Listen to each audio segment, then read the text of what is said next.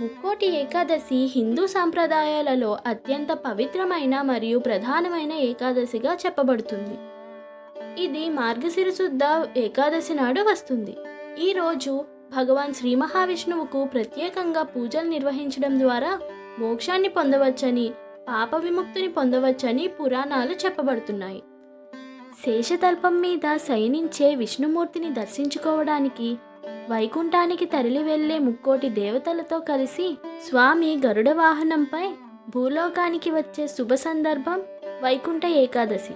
పరమ పవిత్రమైన ఈ రోజున ఉత్తర ద్వారం నుండి స్వామిని దర్శించుకుంటే జన్మజన్మల పాపాలు తొలగిపోయి పుణ్యలోకాలు ప్రాప్తిస్తాయని ప్రతీతి.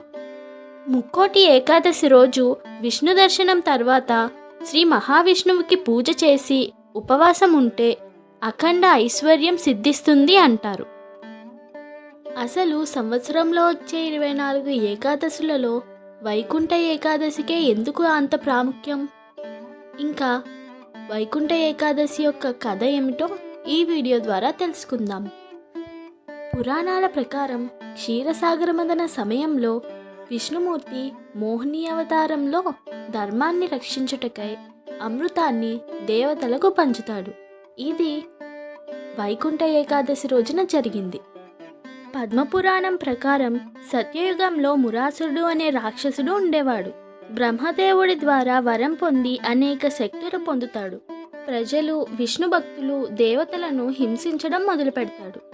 అతడి బాధలు తట్టుకోలేక దేవతలు, ఋషులు కలిసి శ్రీ మహావిష్ణువుని ప్రార్థించగా మహావిష్ణువు మురాసురుడితో యుద్ధం చేస్తాడు.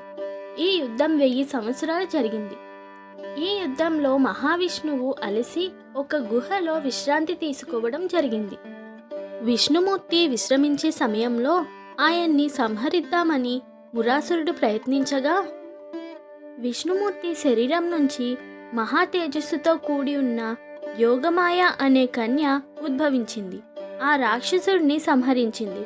ఆ కన్య పక్షములో 11వ రోజున ఉద్భవించింది గనుక ఆ కన్యకు ఏకాదశి అని నామకరణం చేసి వరమిచ్చాడు నారాయణుడు. తనకు ఇష్టమైన తిథి ఏకాదశి అని, ఎవరైతే ఆ రోజున ఉపవాస దీక్ష చేస్తారో వారు సర్వవిధ పాపాల నుంచి విముక్తి పొందుతారని మహావిష్ణువు అభయమిచ్చను.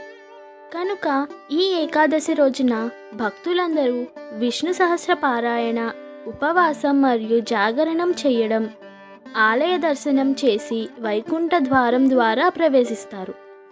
వైకుంఠ ఏకాదశికి తెలుగు రాష్ట్రాల్లో ముఖ్యమైన ఆలయాలు: తిరుమల తిరుపతి దేవస్థానం, అహోబిలం నరసింహస్వామి దేవాలయం, భద్రాద్రి శ్రీ సీతారామచంద్ర స్వామి దేవస్థానం, అన్నవరం వీర వెంకట సత్యనారాయణ స్వామి దేవస్థానం, యాదాద్రి శ్రీ లక్ష్మీ నరసింహస్వామి దేవాలయం, ఒంటిమిట్ట కోదండరామస్వామి దేవాలయం, సింహాచలం శ్రీ వరాహ లక్ష్మీ నరసింహస్వామి దేవస్థానం, ద్వారకా తిరుమల పశ్చిమ గోదావరి జిల్లా శ్రీ వెంకటేశ్వర స్వామి దేవాలయం. ఇవే కాకుండా తెలుగు రాష్ట్రాల్లోని అనేక ప్రాచీన వైష్ణవ ఆలయాల్లో ముక్కోటి ఏకాదశి మహోత్సవాలు, ఉత్తర ద్వార దర్శనం చేసుకోవచ్చు. ఉపవాసం అంటే భగవంతుడికి సమీపంగా ఉండడం, దైవనామస్మరణ చేయడం.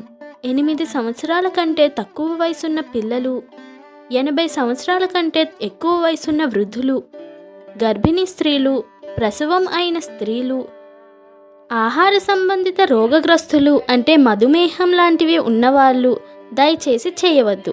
ఎందుకంటే అనారోగ్యం బారిన పడతారు. సర్వే జన సుఖినో భవంతు. మా వీడియోస్ కనుక మీకు నచ్చినట్లయితే లైక్ చేయండి, షేర్ చేయండి, కమెంట్ చేయండి. మరిన్ని ఆధ్యాత్మిక అంశాల కోసం మా సురభి డివోషనల్ ఛానల్ని సబ్స్క్రైబ్ చేసుకోండి.